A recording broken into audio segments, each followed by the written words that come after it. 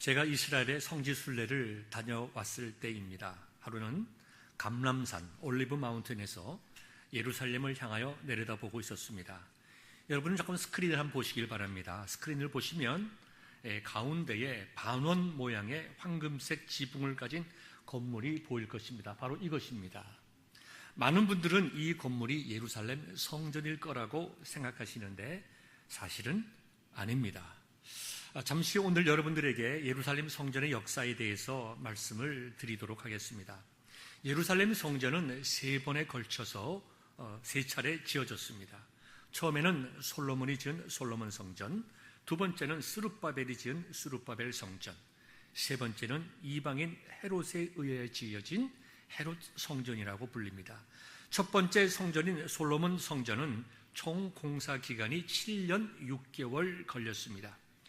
BC 959년에 준공되었습니다. 그러나 성전이 준공된 지 373년 만인 BC 586년에 바벨론의 느붓갓네살 왕의 침공을 받고 남유대 왕국과 함께 완전히 회파되고 말았습니다. 그리고 성전의 금, 은, 놋, 그 다음에 예배를 위해 쓰여지는, 제사를 위해 쓰여지는 모든 그 기명과 보물들을 바벨론에게 빼앗기고 말았습니다. 아주 아픈 역사지요. 두 번째 성전인 스룹바벨 성전은 바벨론을 점령해버린 페르시아 왕 고레스가 포로들을 본국으로 송환하게 됩니다. 이른바 BC 538년에 있었던 고레스 칙령이라고 하는 것입니다. 이때 세 번에 걸쳐서 이스라엘 백성들이 이제 예루살렘으로 돌아가게 되는데 1차 귀환은 총독이었던 스룹바벨에 의하여 이루어졌고 2차 귀환은 학자이자 제사장인 에스라의 지도로 3차 귀환은 느헤미야의 영도 아래 이루어졌습니다. 스룹바벨은 무너진 성전을 재건하였고 에스라는 무너진 이스라엘 백성들의 영성을 회복시켰고 느헤미야는 예루살렘 성벽에 무너진 성벽을 중수하였습니다. 마침내 예루살렘의 두 번째 성전인 스룹바벨 성전이 BC 516년에 준공이 되었습니다. 세 번째는 헤롯 성전이라고 하는데요. 이두메란 지역의 출신이었던 이방인 헤롯이 유대인을 유화 정책으로 포용하기 위해서 이 스룹바벨 성전을 확장하고 증축을 하게 됩니다. 스룹바벨 성전 터 위에 BC 26년에 착공을 해서 외형은 9년 만에, 그 다음에 세부 공사는 AD 63년에 끝내게 됩니다. 근 80년에 걸쳐서 아주 크고 웅장하게 세웠지만 이 헤롯 성전은 완공된 지 불과 몇 년 되지 않아서 로마의 티투스 장군의 공격을 받고 완전히 파괴되고 말았습니다. 역사학자 요세푸스에 따르면 AD 66년부터 4년여 동안 예루살렘 도성은 로마 군대에 의하여 포위당해서 전쟁을 하게 되었습니다. 예루살렘 거민들은 자신들의 자녀들까지 잡아먹을 정도로 굶주림으로 시달렸습니다. 그리고 AD 70년에 로마의 티투스 장군에 의해서 예루살렘 도성과 성전이 완전히 파괴되었을 때 약 110만 명 정도의 사람들이 생명을 잃었습니다. 부상자는 말할 수도 없고 약 10만 명 정도가 포로로 잡혀가는 비극적인 역사를 경험하게 됩니다. 로마 군인들이 성전에 불을 질러서 성전이 완전히 불타게 되었을 때에 성전 안에 있던 여러 가지 금, 은 이런 것들이 불에 녹아서 바닥에 돌 사이에 스며들게 되었습니다. 성전이 다 불타고 불이 꺼진 후에 로마의 군인들이 녹아내린 금과 은을 찾기 위해서 성전 바닥의 돌들을 다 뒤집어 엎었습니다. 곧 예수님께서 마태복음 24장 1절과 2절에 예언하신 대로 예루살렘 성전은 돌 위에 돌 하나도 남지 않고 완전히 파괴되어서 오늘에 이루고 있습니다. 여러분이 스크린을 보시면 여기 보면 이게 벽이 있습니다. 이것은 스룹바벨 성전의 왼쪽 벽인데요. 무너진 성전과 수많은 사람들의 생명을 잃은 것을 기억하며 통곡하고 성전을 회복하고 이스라엘 나라를 회복하기 위하여 통곡으로 기도하는 곳이라고 해서 통곡의 벽이라고 이렇게 불려지고 있는 장소입니다. 여기 보면 이쪽은 남성들만 모여서 기도하게 되고 여기 칸막이가 있습니다. 이쪽은 여성들이 모여서 따로 이렇게 기도를 하게 됩니다. 그런데 감람산에서 예루살렘을 내려다보면 다음 스크린 보내주시기 바랍니다.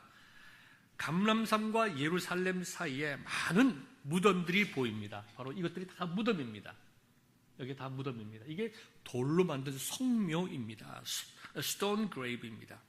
한국이나 미국 같으면 무덤 앞에 꽃이 놓여 있을 텐데 이 성묘들 이렇게 스크린 잘 나타나 있지 않지만 가서 보면 꽃이 아니라 그 성묘 위에 돌덩이들이 이렇게 올려져 있습니다. 제가 참 이상해서 안내하는 분에게 물어보았더니 그분이 이렇게 이야기를 합니다.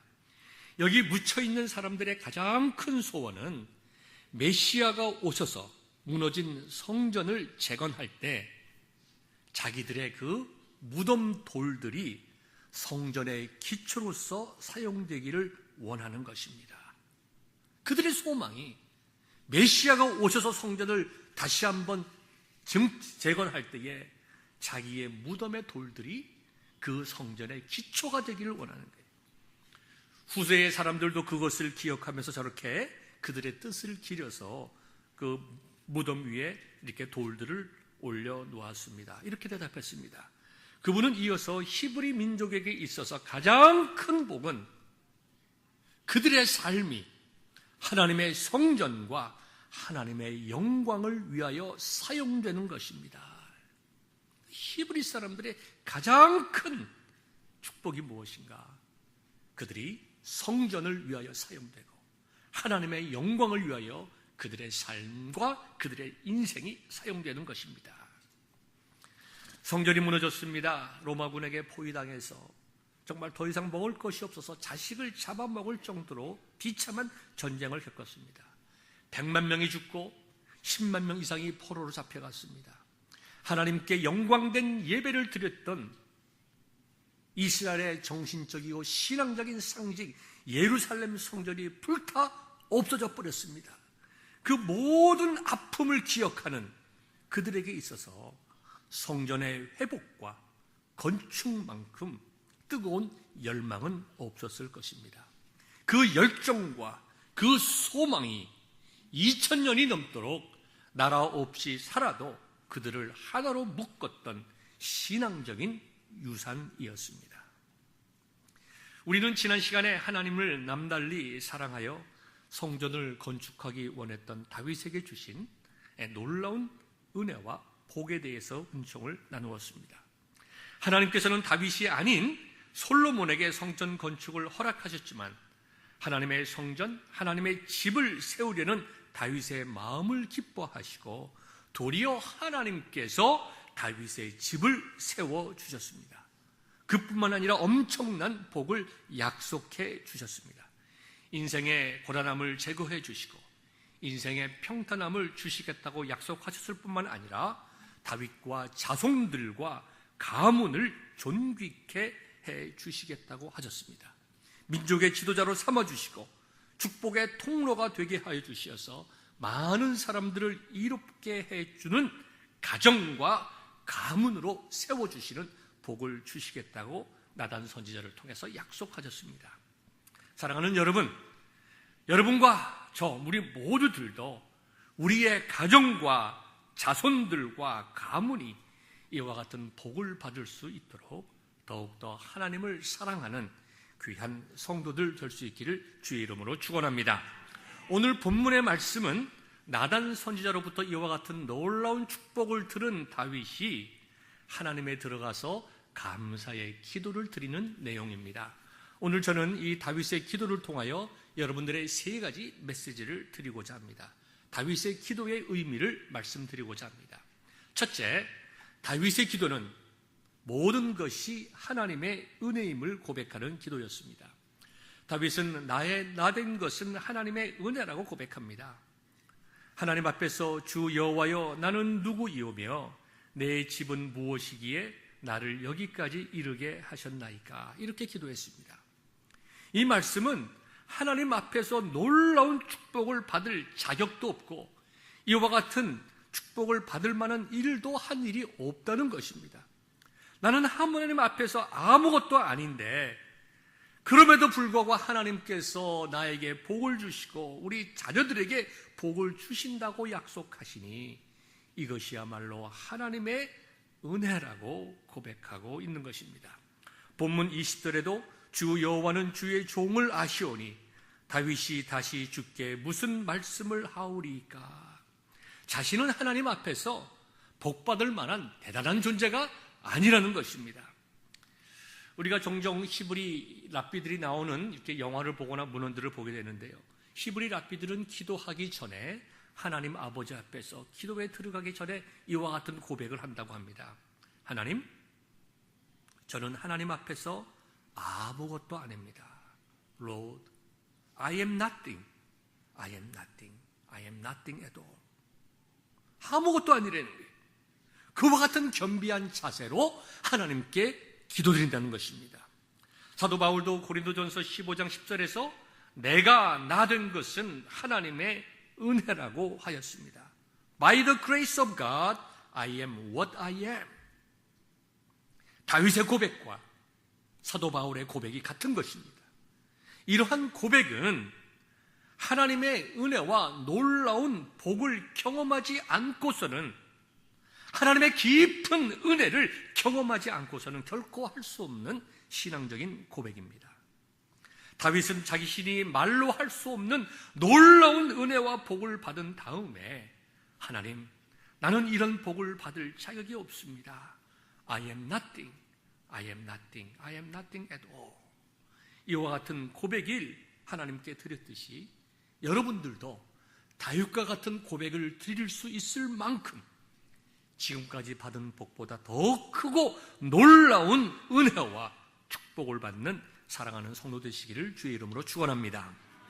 두 번째는 다윗의 기도는 죄악된 자신을 바라보지 않고 신실하신 하나님의 약속을 바라보며 그 약속이 이루어지기를 소망하는 기도였습니다. 오늘 기도의 오늘 본문의 대부분을 차지하는 21절부터 29절의 말씀을 통하여 발견할 수 있는데요.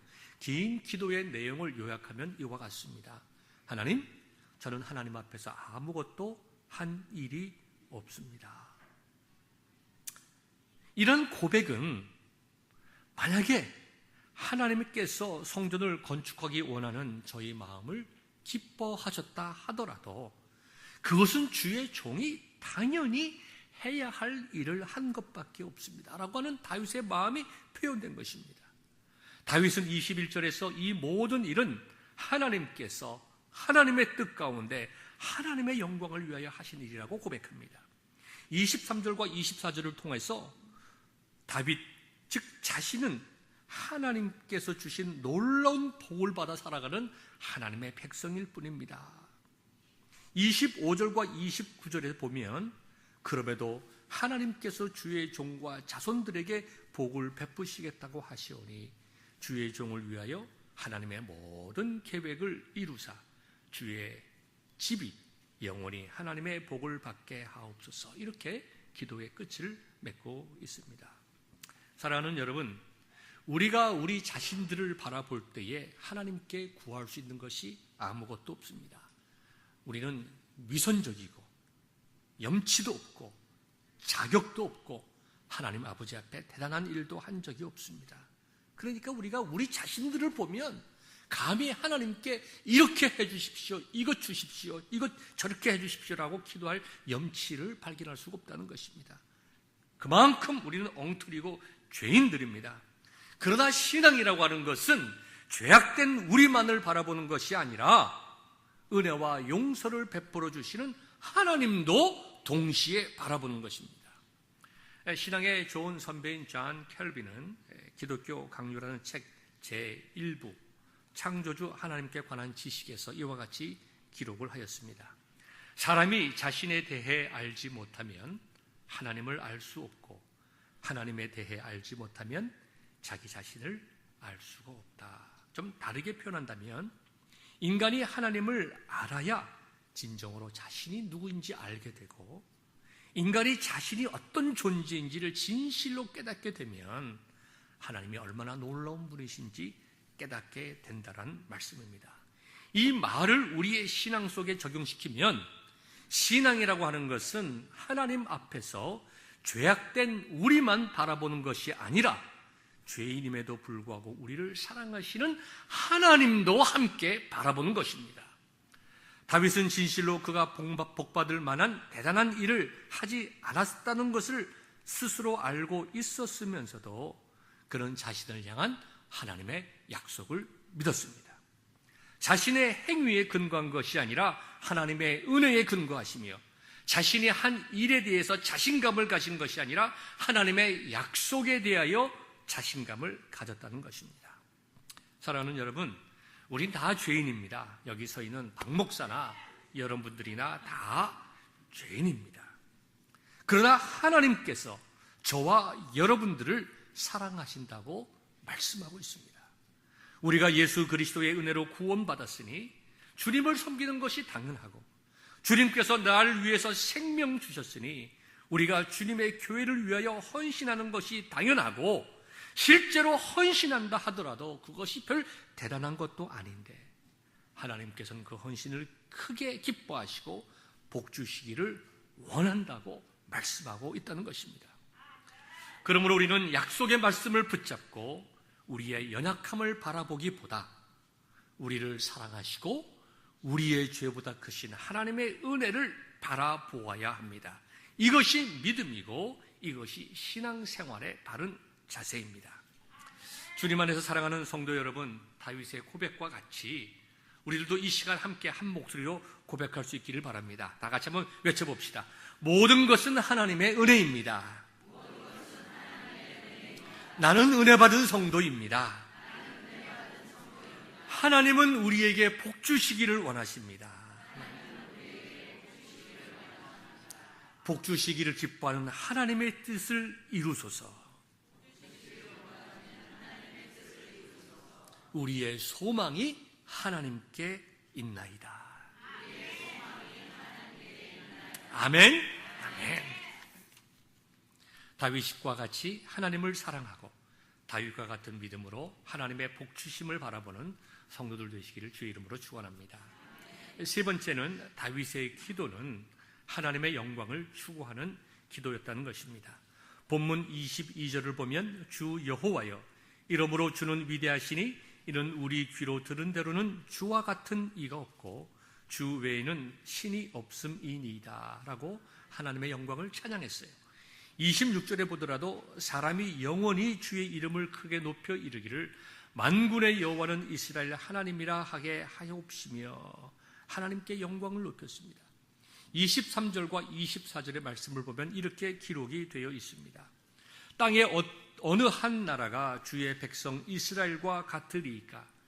하나님이 가서 구속하사 자기 백성으로 삼아 주의 명성을 내시며 그들을 위하여 큰 일을, 주의 땅을 위하여 두려운 일을 애굽과 많은 나라들과 그의 신들에게서 구속하신 백성 앞에서 행하여 싸우며 주께서 주의 백성 이스라엘을 세우사 영원히 주의 백성으로 삼으셨사오니 여호와여 주께서 그들의 하나님이 되셨나이다.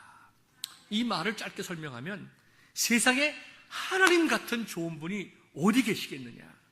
우리 하나님께서 먼저 우리를 선택해 주시고 구원해 주시고 우리의 하나님이 되어 주셨다. Amazing God, Amazing Grace에 대해서 영광을 돌리고 있습니다. 신약에 보면은 이와 같은 말씀과 동일한 말씀이 에베소서 1장 3절부터 6절까지의 기록이 되어 있는데요. 여러분들에게 에베소서 1장 3절부터 6절까지 읽어드리도록 하겠습니다. 찬송하리로다. 하나님 곧 우리 주 예수 그리스도의 아버지께서 그리스도 안에서 하늘에 속한 모든 신령한 복을 우리에게 주시되 곧 창세전에 그리스도 안에서 우리를 택하사 우리로 사랑 안에서 그 앞에 거룩하고 흠이 없게 하시려고 그 기쁘신 뜻대로 우리를 예정하사 예수 그리스도로 말미암아 자기의 아들들이 되게 하셨으니 이는 그가 사랑하시는 자 안에서 우리에게 거저 주시는 바 그의 은혜의 영광을 찬송하게 하려는 것이라. 아멘. 아멘. 얼마나 아름답고 귀한 말씀인지요. 다윗과 에베소서에 기록된 바울의 고백을 우리의 신앙에 적용시킨다면 우리가 하나님의 선택을 받아 하나님의 자녀, 하나님의 백성이 되었고 우리의 영혼이 잘 되는 복을 받은 것은 우리에게 기쁜 일이고 잘된 일이지만 하나님께서 우리에게 놀라운 복을 주신 이유는 우리가 이 땅에서 잘 사는 것에 머무르지 아니하고 더 중요한 것, 더 의미 있는 것, 영원히 값진 것, 즉 놀라운 하나님의 은혜와 영광을 찬송하는 것이다, 이 말씀입니다. 다윗은 이것을 알았습니다. 그래서 자신이 받은 복이 하나님의 영광을 위하여 쓰여지기를 소망했습니다. 다윗뿐만 아니라 히브리 사람들은 생각하는 가장 큰 복은 오래 사는 것도 아니고 돈을 많이 버는 것도 아닙니다.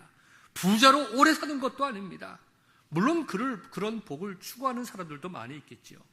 그러나 신앙적으로, 성경적으로, 역사적으로, 문화적으로, 사상적으로 볼 때 히브리 사람들이 믿는 가장 큰 복은 그들의 삶이 하나님의 성전과 하나님의 영광을 위하여 사용되는 것이었다는 것입니다.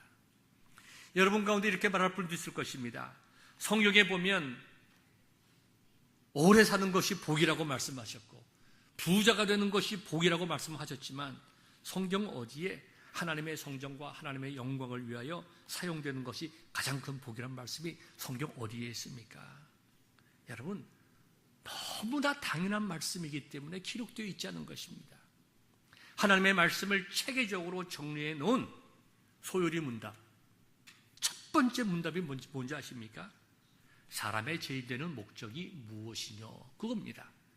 이 말은 하나님께서 사람을 창조하신 이유와 우리가 존재하는 이유가 무엇이냐고 묻는 것입니다. 하나님 앞에서 우리의 신앙의 가장 기본적인 것을 묻는 것입니다. 답이 무엇인지 아십니까? 사람의 제일 되는 목적은 하나님을 영원롭게 하며 영원토록 하나님을 즐거워하는 것입니다. 그렇게 나와 있어요. 하나님께서 우리에게 각종 은혜와 복을 주신 이유가 우리가 받은 은혜와 복을 가지고 하나님께 영광 돌리라고 그와 같은 은혜와 복을 주셨다는 것입니다. 그렇게 하면 하나님께서는 우리의 인생을 기뻐하시고 풍요롭게 하시고 세상에 알지 못하는 기쁨을 주셔서 하나님께서 우리의 하나님 되심을 즐거워하게 하셨다는 것입니다. 이것이 성경이 가르치고 있는 진리의 말씀입니다. 그렇기 때문에 우리는 깨달아야 됩니다. 하나님께서 주신 것만이 복입니다. 하나님께서 우리에게 베푸신 것은 물질이든지 오래 사는 것이든지 우리 같은 기프트라든지 그 모든 것은 하나님의 영광을 위하여 사용될 때에 복으로서 의미가 있다는 것입니다. 다윗은 우리에게 좋은 신앙의 모습을 보여주었습니다. 다시 예루살렘 이야기로 돌아가고자 합니다. 제가 성지순례를 할 때의 일입니다. 여러분이 아시다시피 예루살렘은 굉장히 위험한 지역입니다. 분쟁이 많습니다. 늘 전투와 싸움이 일어나는 곳입니다. 곳곳에 총을 든 이스라엘 군인들이 경비를 쓰고 있습니다. 그런데 토요일 아침에 일어났는데 호텔 밖에서 시끄러운 고함 소리가 들립니다. 저는 겁이 났습니다. 무서웠어요. 무슨 전쟁이 일어났는가, 싸우는가. 그때 사람의 소리만 들리고 총소리는 들리지 않았기 때문에 제가 조용히 나가봤더니 검은 옷에 검은 모자를 쓰고 수염을 기른 남자 한 300여 명이 호텔 옆에 새로 생긴 스트리트 몰에 가서 지금 데모를 하고 있었어요. 그 사람들은 사밧! 사밧! 하며 외치면서 데모를 합니다. 알고 보니까 그날은 토요일, 즉 안식일이었어요. 그런데 안식일에 새로 생긴 스트리트 몰이 안식일을 어기고 지금 장사를 하고 있다는 것입니다. 토요일, 사밧, 안식일은 하나님께 예배드리는 날인데 왜 당신들이 계명을 어기고 장사하느냐? 문 닫으려 있는 거예요. 그들은 거룩한 예루살렘 땅, 하나님을 만나고 예배하는 성전이 있는 그 예루살렘에 세속적인 물결이 들어오는 것을 막고자 데모를 하고 있었습니다. 저는 그날 예루살렘 성전 안으로 들어가 보았습니다. 그걸 올드 시티라고 얘기를 합니다. 올드 시티 오브 제루살렘 안에 들어가 봤어요. 거기 가면 전통 시장들이 굉장히 많이 있습니다. 가게들이 수백 개가 됩니다. 조그만 가게들이 한국의 남대문 시장처럼 톡톡톡 붙어가지고 장사를 합니다. 그 토요일날 가게 그 전통 시장에 가봤더니 가게의 90% 이상이 다 문을 닫았습니다. 영업을 하지 않습니다. 그들은 유대인이기 때문에 안식일을 지키기 위해서 토요일날 다 문을 닫은 거예요. 그런데 문을 연 곳도 있습니다. 한쪽 골목은 소위 말하는 기독교인 골목이에요. 크리스찬 스트리트라고 합니다. 거기는 예수님 믿는 사람들이 장사하는 곳이에요. 거기는 문을 열었어요. 왜요? 토요일이니까. 당연히 제가 그 다음날 가봤습니다. 가봤더니 어저께 문을 닫았던 유대인들이 가게들은 일제히 문을 열고 장사를 하고 있는 거예요. 그런데 한쪽 골목에 자리 잡은 기독교인 가게들, 어저께 문 열었던 가게들은 오늘 주일날 문 닫고 하나님께 예배드리러 가지 않고 또다시 문을 열고 장사하고 있는 거예요.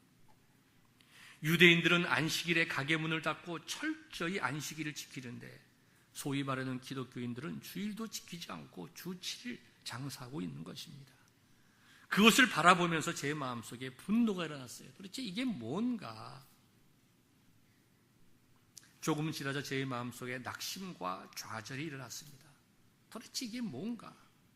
시간이 지나면서 부끄러워졌습니다. 도대체 우리가 예수님을 믿는다는 것이 무엇인가?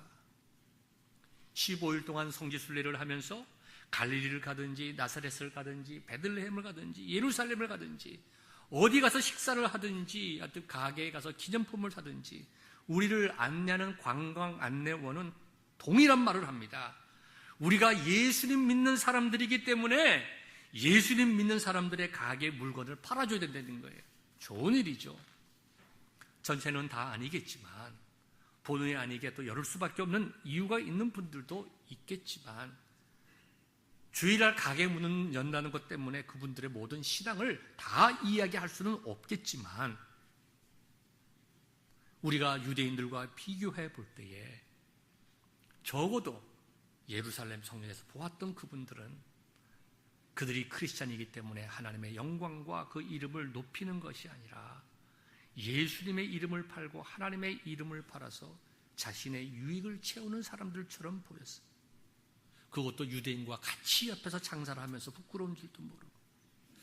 저는 주일 이후 며칠 더 머무는 동안에 소위 말하는 기독교인들의 가게를 가지 않았습니다.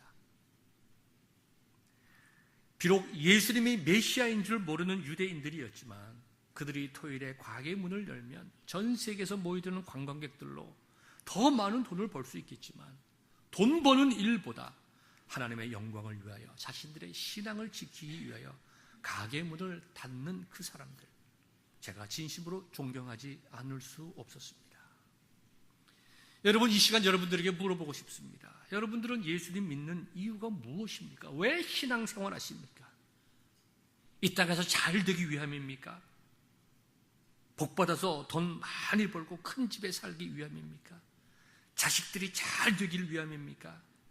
여러분, 예수님 믿지 않는 사람들 중에도 잘 되고 부자로 잘 살다가 편안히 가시는 분들 많이 있습니다. 우리가 신앙생활 하는 이유는 이 땅에서 잘 되는 것도 중요하지만 근본적으로 우리가 하나님의 나라에 가는 그때까지 우리를 구원하시고 생명 주신 하나님의 은혜 감사하여 진심으로 하나님 사랑하고 하나님께 영광 돌리기 위하여 우리가 살아가는 것입니다. 우리의 존재 이유가 여기에 있는 것입니다. 이제 말씀을 맺겠습니다. 사랑하는 여러분, 다윗이 마음속 깊이 하나님 사랑하고 성전 건축을 계획하자 하나님께서는 크게 기뻐하시고 다윗에게 큰 복을 내리셨어요.